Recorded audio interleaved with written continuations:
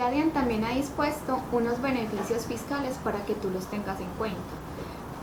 Ingresos que no son gravados, rentas que no están gravadas, costos y deducciones que puedes fácilmente descontarte de tu declaración de renta. Por eso te invito a que veas este video y conozcas cuáles son esas deducciones que debes tener en cuenta para aplicar correctamente en tu declaración de renta.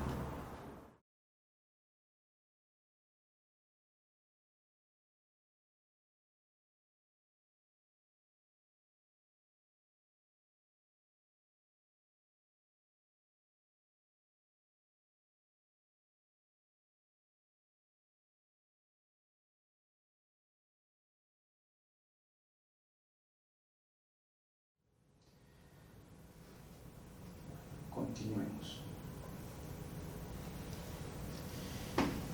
Es algo que yo sé que muchos de pronto estaban esperando, que a algunos nos genera mucho temor al principio de cada año, y es saber cuándo tengo que declarar y pagar impuestos. Pero resulta que declarar no implica pagar. Muchos podemos declarar renta y nunca llegar a pagar, sino todo lo contrario, por las retenciones que nos hicieron, acumular un saldo a favor y reclamar ese saldo a favor ante la DIAN. Entonces, para el año 2015, que se declara en 2016, ¿quiénes están obligados a presentar declaración de renta? Aquellas personas con ingresos iguales o superiores a 39.591.000 pesos.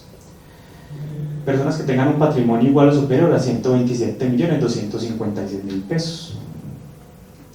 Que hayan hecho compras independientemente del medio de pago por valor de 79.181.000 pesos.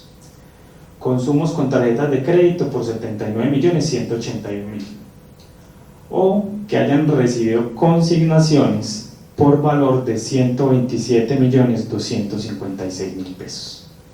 Si yo analicé mi situación financiera en el año 2015 y veo que cumplo con cualquiera de estas condiciones, sé que para el año 2016 tengo que hacer mi declaración de renta de acuerdo a la clasificación que ya hice previamente.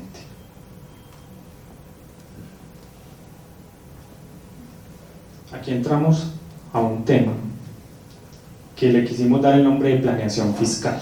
¿Por qué? Porque son conceptos que nosotros podemos utilizar para optimizar nuestro pago de impuestos. O sea, sabemos que si ya me clasifiqué como residente fiscal, como persona natural en cualquiera de las tres categorías anteriores, y revisando los topes, ya sé que tengo que declarar renta, entonces voy a venir y a mirar cómo me impacta todas esas operaciones del año 2015 en la declaración de renta que voy a presentar en el 2016. Entonces, tenemos unos costos y deducciones, que son unos valores que yo pagué durante el año y me puedo deducir de mis ingresos para liquidar mi renta. Entonces, intereses por préstamos por adquisición de vivienda o leasing habitacional. Si yo pagué durante el 2015 intereses por préstamo de vivienda o tengo un leasing habitacional y eso me genera unos intereses que tengo que pagar, yo me los puedo descontar de mi declaración de renta, siempre y cuando no superen un valor de 33.934.800 pesos. O sea, que si yo pagué 34 millones de pesos en el 2015, solamente puedo restar de mis ingresos estos 33.934.000 y la diferencia ya no los puedo restar, me toca pagar impuestos sobre ese otro valor. Pagos en salud. Los pagos en salud son los aportes que los empleados hacemos o los trabajadores independientes hacemos a las entidades prestadoras de servicios de salud. Tiene un límite anual de 5.429.000 pesos. Entonces resulta que a mí en mi nómina cada quincena me hacen una deducción de un valor por lo que van a pagar por mí en la EPS, o yo como independiente hago el pago cada mes de mi salud y ese valor yo lo puedo descontar de mis ingresos siempre y cuando no supere 5.429.568 pesos anuales. solamente puede ser el concepto de salud. O un ejemplo, yo como persona natural tengo afiliados a 10 empleados más o menos, solamente puedo descontarme salud. Bueno, en este caso tenemos que hacer una diferenciación. Esto es para rentas de trabajo, exclusivamente rentas de trabajo. Si tú tienes un negocio, tú eres independiente o eres empleada. Independiente. Entonces tú tienes una actividad económica, me imagino que es comercial, venta de productos. Entonces tú aplicarías en este caso en la clasificación de trabajador por cuenta propia. ¿Sí? ¿Tú qué puedes descontarte de tus ingresos? Como tú te asimiljas a una empresa, entonces tú te vas a descontar todos los costos y gastos asociados a tu actividad. Entonces tú vendes productos, te vas a descontar el costo de los productos que has vendido durante el año y te vas a descontar toda la seguridad social que pagaste por tus empleados durante ese año. ¿Listo? Entonces, esta clasificación que tenemos acá es básicamente para empleados, ¿sí? Asalariados, prestadores de servicio,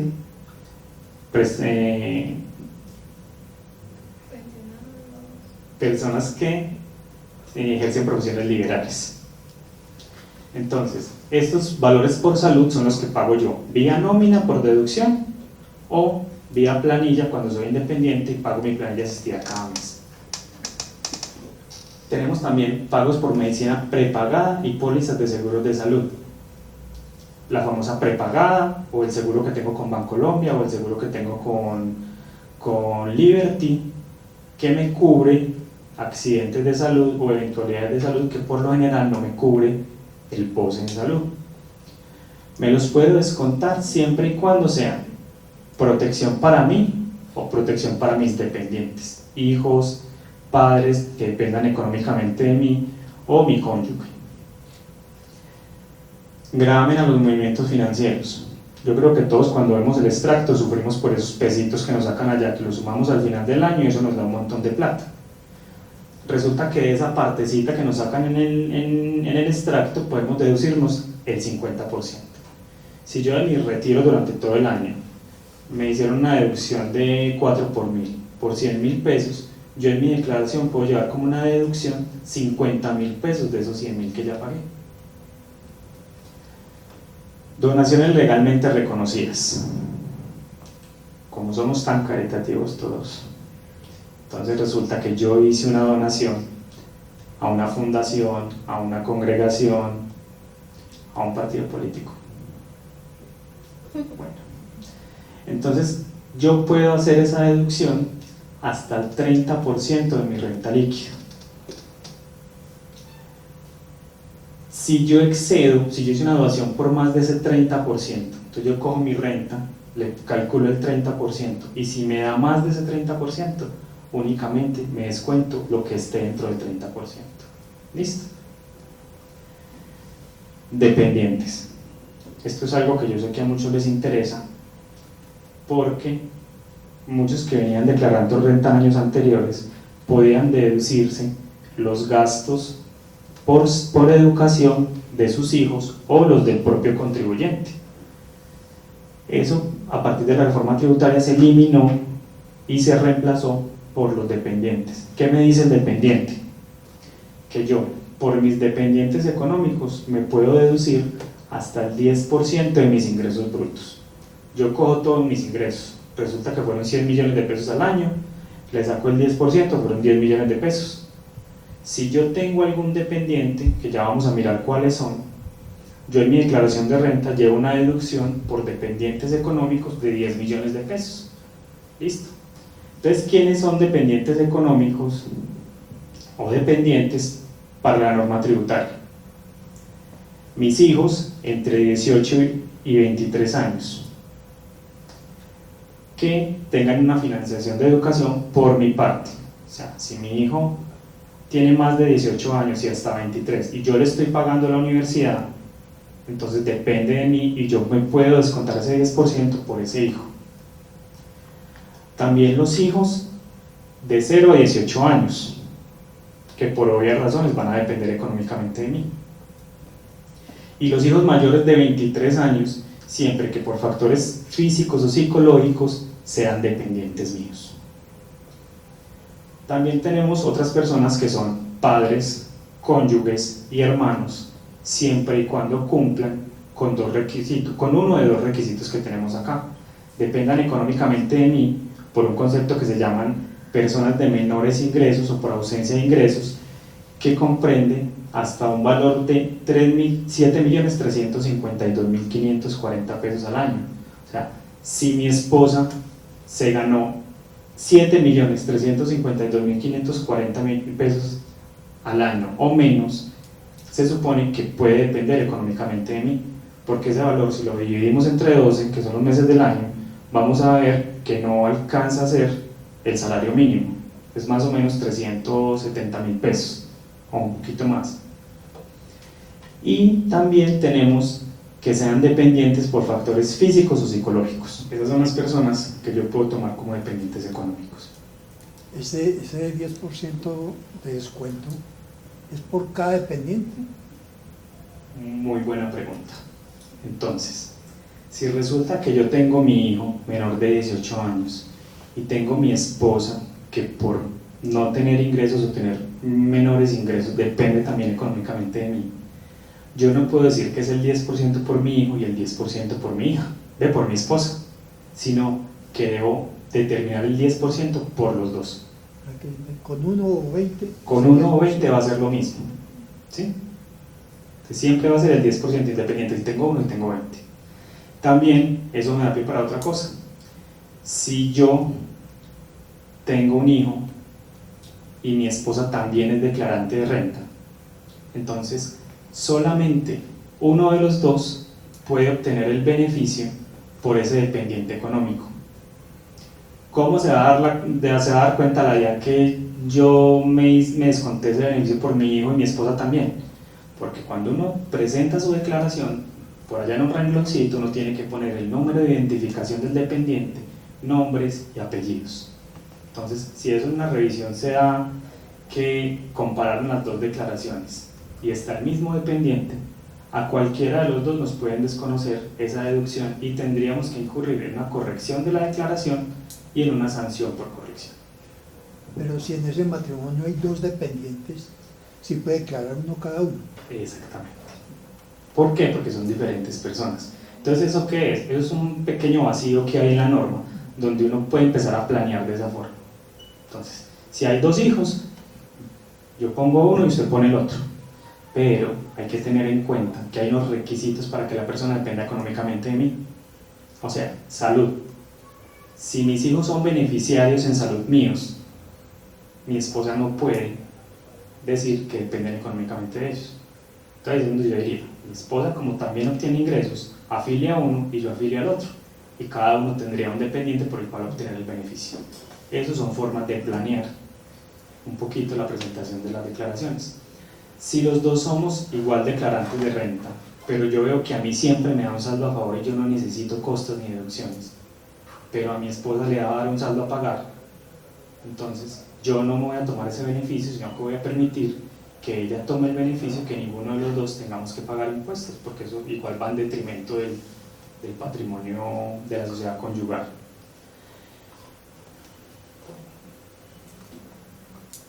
Estos costos y deducciones son un poquito más técnicos y vamos a mirarlo así por encimita. Si alguien tiene alguna observación porque cree que le aplica o quiere profundizar un poquito, lo podemos mirar. Entonces, dividendos y participaciones no grabados en cabeza del socio o accionista de conformidad con lo previsto en el artículo 48 y 49 del Estatuto Tributario. Yo soy accionista, me dieron unos dividendos y resulta que esos dividendos me dicen en el certificado que no son grabados. Entonces yo los puedo deducir de mi declaración de renta. Valor de las indemnizaciones en dinero o en especie que se reciben en virtud de seguros de daño en la parte correspondiente al daño emergente.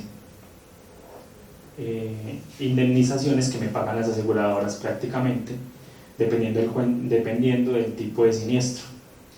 Aportes obligatorios al Sistema General de Seguridad Social a cargo del empleado. Lo mismo que vimos ahorita, la seguridad social que yo pago o la que me deducen en la empresa. Pagos catastróficos en salud efectivamente certificados no cubiertos por el POS. Entonces, como veíamos ahorita, hay una medicina prepagada o hay unos seguros de salud que pueden cubrir unos gastos por salud que son demasiado elevados, por enfermedades catastróficas o por accidentes que generan unos costos muy altos y unas incapacidades muy extensas.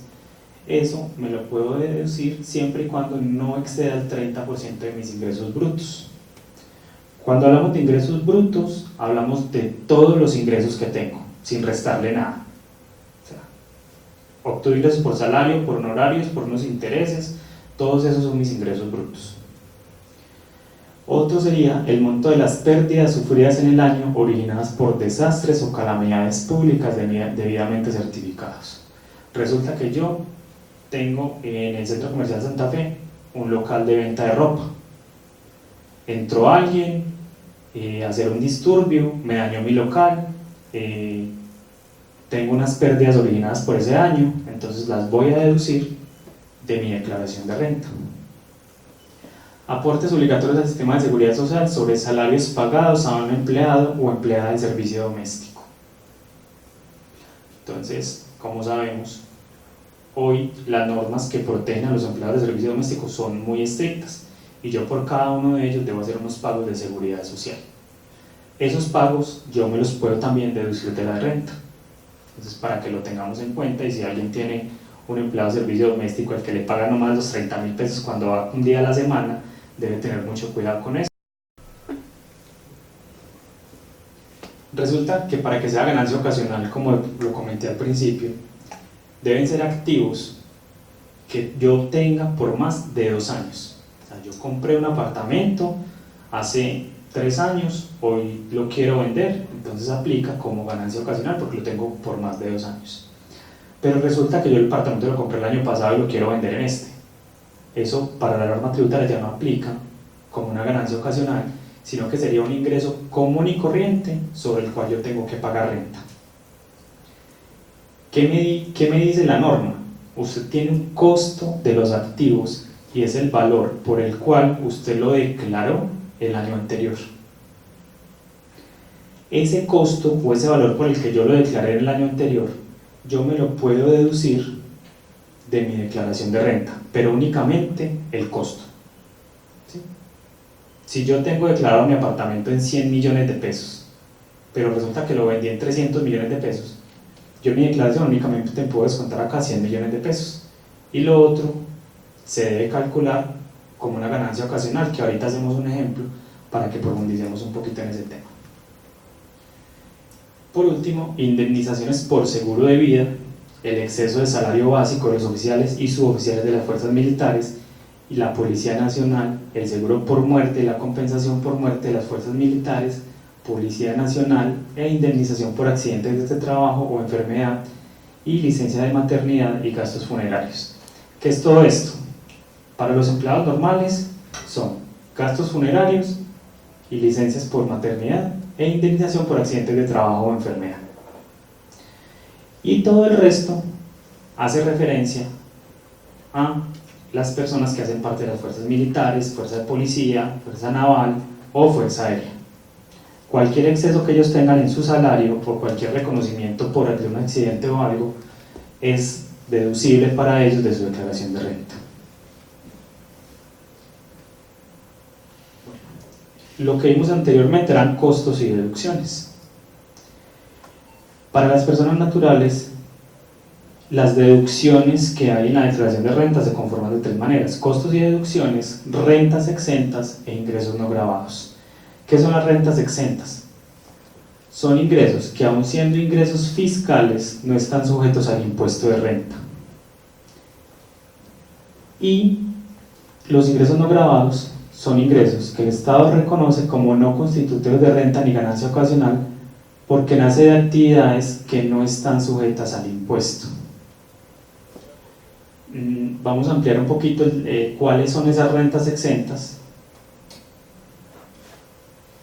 Entonces, las rentas exentas son indemnizaciones por accidentes de trabajo o enfermedad, indemnizaciones que impliquen protección a la maternidad, valores recibidos por gastos de entierro, todo el componente de seguros y de excesos de salario para los integrantes de las fuerzas militares y de policía. Vamos a saltar que ahorita lo profundizamos, Seguimos con primas, bonificaciones, horas extras y demás complementos salariales para las personas que están dentro de las fuerzas militares, de policía y fuerza aérea. ¿Por qué me salté este 25%? Este 25% es un valor que la norma tributaria dice que es exento, o sea, no vamos a calcular impuestos sobre él, no lo vamos a deducir de nuestros ingresos, porque se supone que ese 25% hace parte del valor de mis ingresos que yo utilizo para sostenerme: vestuario, comida, transporte, o sea, lo necesario para yo sostener. Entonces la norma me dice, como ese 25% aproximadamente es lo que usted destina para eso, entonces yo le voy a exonerar de que me pague impuestos sobre eso. Entonces lo restamos también de nuestra base de ingresos para calcular impuestos. También tenemos las cesantías y los intereses a las cesantías. Cuando yo soy empleado y retiro mis cesantías o los intereses, esos valores no van a ser exentos de renta siempre y cuando estén dentro de un tope de ingresos desde 350 UETs. ¿Qué es la UET? Es una unidad de clasificación tributaria que es como el UPAC. No sé si a alguien le tocó o recuerda el UPAC, que una UET equivale a 28.279 pesos. Entonces nosotros cogemos esos 350 UETs, lo multiplicamos por 28.279 pesos, y si los retiros que hicimos de cesantías e intereses nos da por debajo de ese valor, quedarían exentos. Si por el contrario nos da por encima de ese valor, tenemos que hallar una proporción, una tablita que hay en el estatuto tributario que nos dice si sus ingresos están si sus cesantías e intereses están entre esto y esto, entonces se descuenta tanto. ¿Listo? Otra renta exenta son las pensiones de jubilación, invalidez, vejez, sobrevivientes o riesgos profesionales. Debemos tener en cuenta que si alguno recibe pensiones o jubilaciones, estas son exentas, o sea, no se tiene que pagar impuestos sobre ellos, siempre y cuando sean equivalentes a 1000 UETs. Si por algún motivo exceden de esos 1000 UETs, es exento únicamente lo que esté dentro de este rango. Lo que sobrepase ese valor, vamos a tener que pagar impuestos sobre ellos. Ya estos últimos tres conceptos aplican: gastos de representación para magistrados, jueces de la República y rectores y provisores de universidades oficiales, que dependiendo del valor de sus ingresos van a tener un porcentaje probable para descontarse dentro de su declaración. Aquí tenemos por otro lado el listado de ingresos no gravados.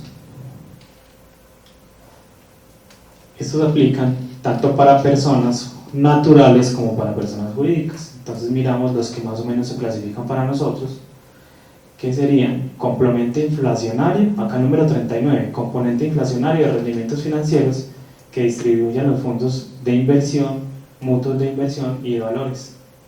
Y el 38, que es componente inflacionario de rendimientos financieros percibido por personas naturales y sucesiones ilíquidas. ¿Qué es el componente inflacionario? Es un valor que la superintendencia financiera al principio del año nos indica que de los intereses que usted se gane por todos sus productos financieros durante el año, sobre ese porcentaje que llama componente inflacionario, usted no tiene que pagar impuestos. O sea, se los ganó y no tiene que pagar impuestos sobre ellos. Aplica también para las personas naturales, recompensas, utilidad en venta de casas o apartamentos de habitación e indemnización por seguros de daño. También tenemos acá indemnizaciones por destrucción o renovación de cultivos y por control de plagas, gananciales, donaciones para partidos y movimientos o campañas políticas, participaciones y dividendos si soy accionista de una compañía, distribución de utilidades por liquidar, incentivos de capitalización rural, aportes de entidades estatales, aportes a fondos de pensión y pago de pensiones, aportes de empleador al fondo de cesantías, subsidios estatales y recursos asignados a proyectos de innovación y tecnología.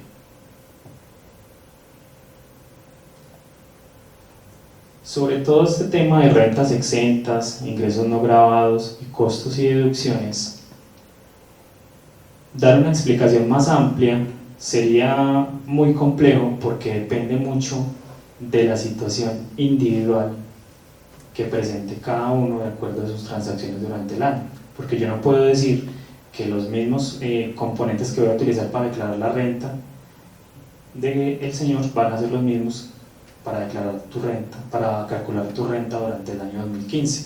Tú pudiste tener unos ingresos, pudiste tener unas indemnizaciones que él no tuvo, por tanto los conceptos que yo voy a utilizar son completamente diferentes. Entonces, ¿cuál es el sentido de traerlos acá? Para que ustedes sepan que hay conceptos que pueden restar de su declaración de renta y les van a ayudar a pagar menos impuestos. Esto es como el eje central que nosotros quisimos traer hoy. Lo otro era simplemente conceptos, saber que existen, saber que hay personas como nosotros que les podemos colaborar con sus declaraciones. Bienvenidos, tienen nuestra tarjeta, nuestro teléfono, con el mayor de los gustos.